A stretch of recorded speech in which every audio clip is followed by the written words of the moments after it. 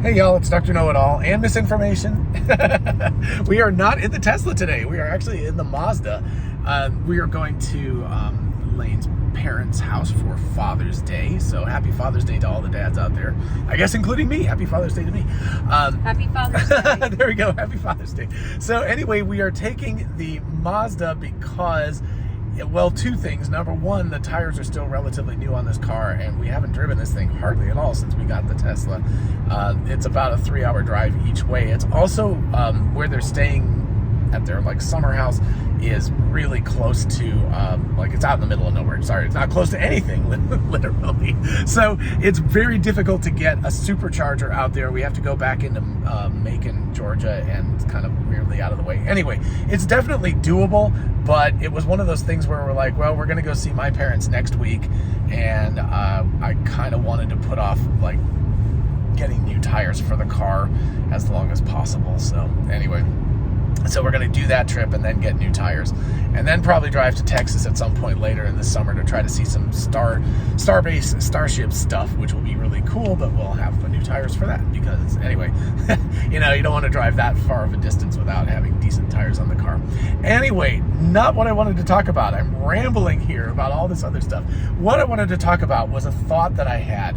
And it actually has to do with something that Elon Musk said in his Tesla Owners Silicon Valley interview that he did, part 2, that they have. I think it's either 3 or 4 parts they're going to do eventually. But anyway, part 2 of it, he was talking about how, it was one of the German auto, covering, people that covered the auto industry out of Germany told Elon Musk that he was going to fail because they didn't at the time have a backlog of vehicles that needed service, and that most traditional vehicle manufacturers make most of their money off of the service of old cars that are out of warranty, right? So if a car has a warranty that's 4 years and the car lasts for 15 or 16 years before it ends up in a junkyard, then you're getting a lot of time where you're purchasing parts and other things like that are very expensive, and so they make their money.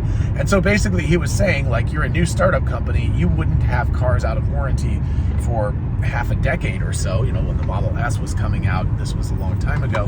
So you don't have any opportunity to make money. And then furthermore, you've got electric vehicles, which require very little maintenance and very little replacement parts. Regardless of what people say about the batteries are, at this point at least, are approximately 500,000-mile batteries, and most normal consumers are not going to put 500,000 miles onto their vehicles in a year. In the lifetime of the vehicle. If they do it in a year, good for you. That'd be a lot of driving. But anyway, so between those factors, there's not a lot of money to be made post-sale of the vehicle. But what I started thinking was, and Elon didn't say this, but I was like, wait a second, Tesla is working on a substitute for service, and what they're working on is software as a service. So if you think about it, we're paying $10 a month for a subscription to have high-speed internet streaming. We got a year for free when we bought the car. I think it's down to 3 months now or something like that, because of course the car is so popular that they're not really doing that anymore. But anyway, so we're paying $10 a month, which is not a massive amount, and it's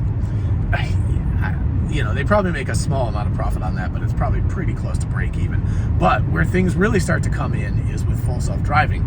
So we purchased full self-driving at $4,000 when we bought the car. Sorry, $4,000. I don't know why I said that. We purchased full self-driving at $10,000 when we purchased the car. It's now $12,000 that you would have to pay if you purchased a new car, and it might go up again, and who knows when, right?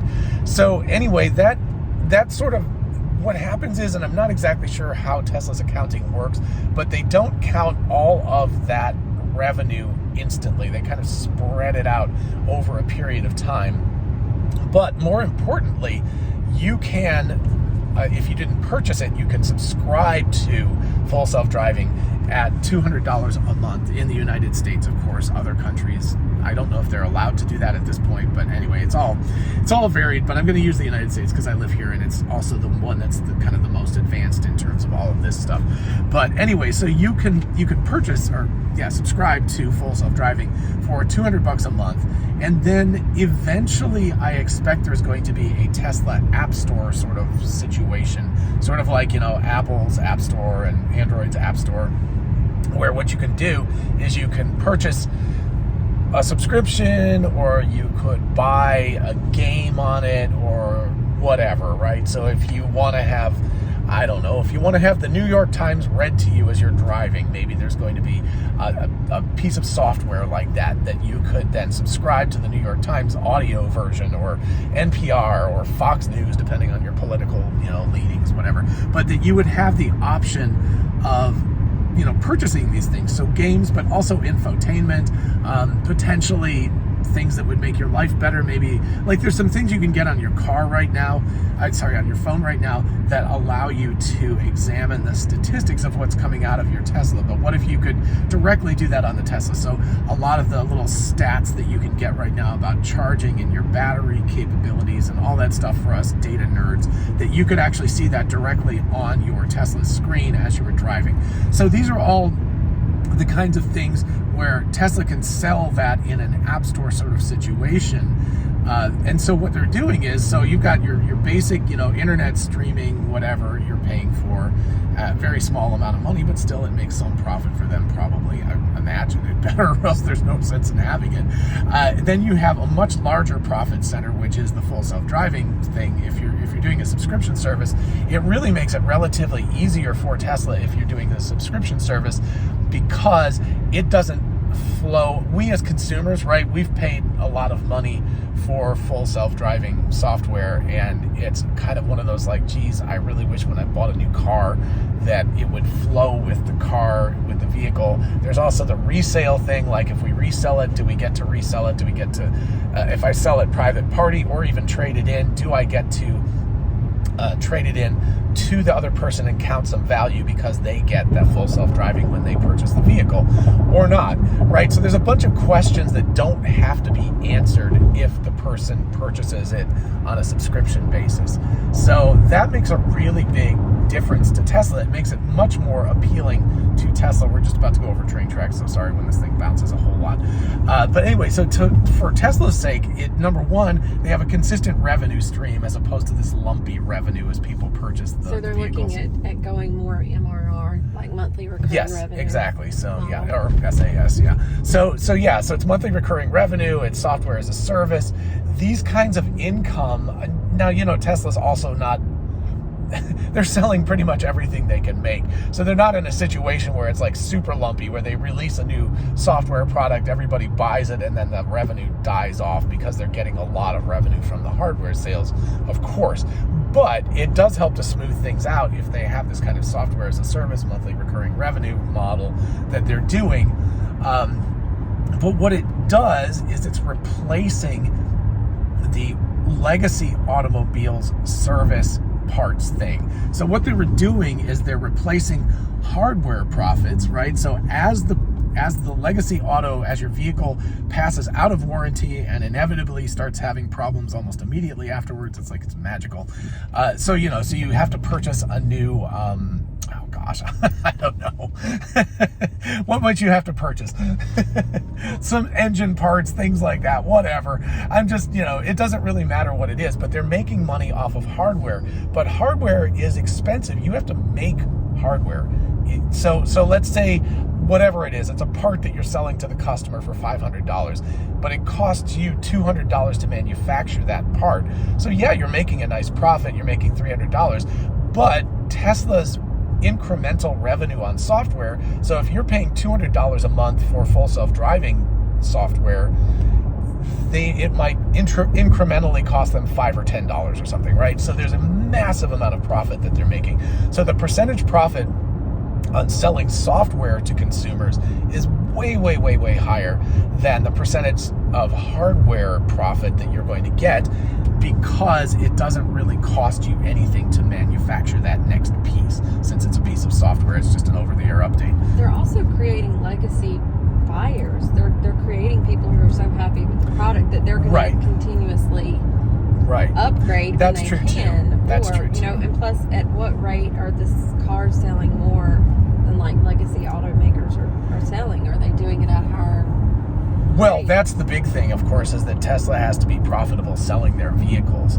So they are, I mean, goodness gracious, this car, the Model Y that we purchased at $50,000 is now $66,000 for the same car. So basically, we got our car plus full self-driving for $6,000 less than the car is right now. So obviously, you know, they're doing fine. They're not hurting. Their profit margins are somewhere in the 30% range, close to that, upper 20s.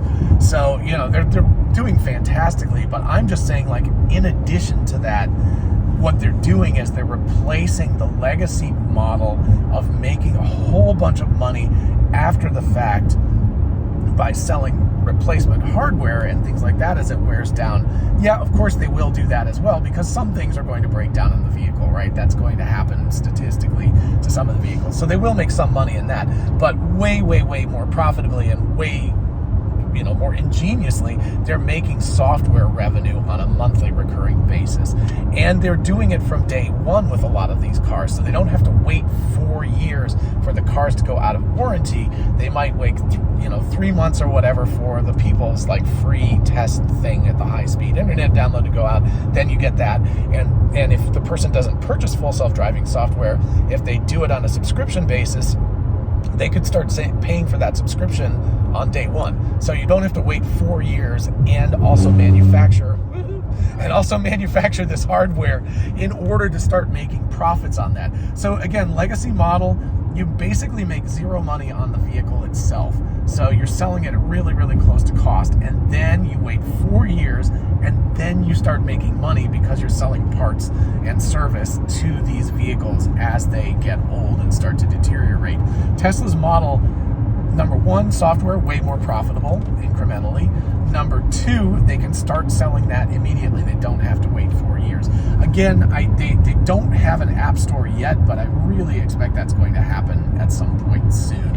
And that'll open up things even more. Of course, that will also flow into if and when full self-driving is all working properly and we humans don't have to be responsible for driving anymore, there's going to be a lot more need to do something with the screen and to have it be entertaining for us or informative or whatever as we're driving around. So all of that stuff is pretty ingenious on Tesla's part.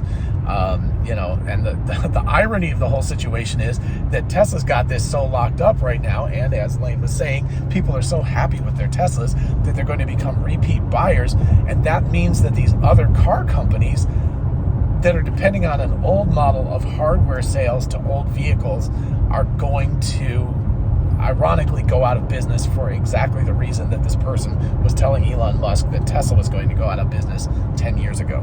So that's a very long way of stating that there's an irony to this whole thing, and that a lot of these other car companies very likely will go out of business because they're selling their cars at a low profit margin and trying to make up the money long time past, multiple years past, by selling parts for these vehicles. So anyway, I'd be curious to know what your thoughts are. Do you agree with me or not from that explanation? Yes. Yes? Oh, cool. I convinced her. So that's good. Anyway, everybody have a lovely Father's Day, and I will, of course, be back at the studio during the week. But in the meantime, I'll talk to you later. Bye-bye.